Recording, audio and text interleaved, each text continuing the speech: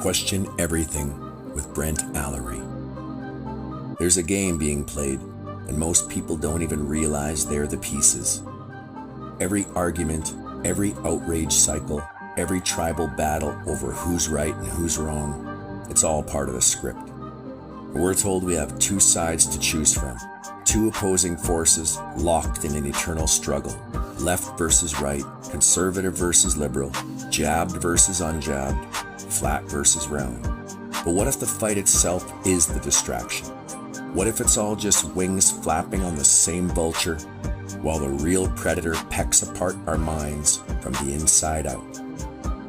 MK Ultra was never about mind control. It was about control, period. The old methods, LSD, electroshock, the black site experiments were crude. Today's version is streamlined, weaponized through the news cycle, social media, and a never-ending parade of crisis. The program doesn't need a secret basement anymore. It lives in your pocket, disguised as your phone, feeding you a steady stream of dopamine hits and rage bait. Keep the people angry, keep them divided, and they'll never stop to question the hands that keep stirring the pot.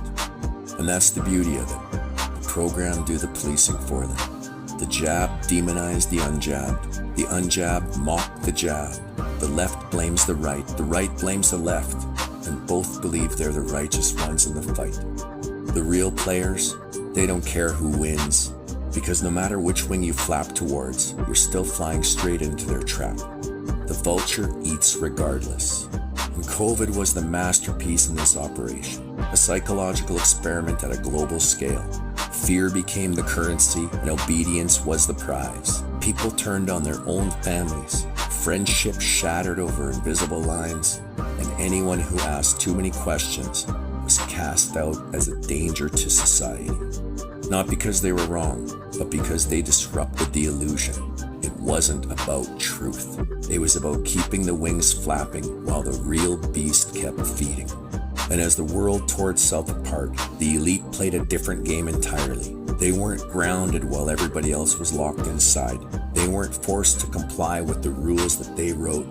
They bought land, secured resources, and set themselves up as the architects of the next phase. While the masses fought over scraps, they moved the chess pieces quietly, preparing for whatever comes next.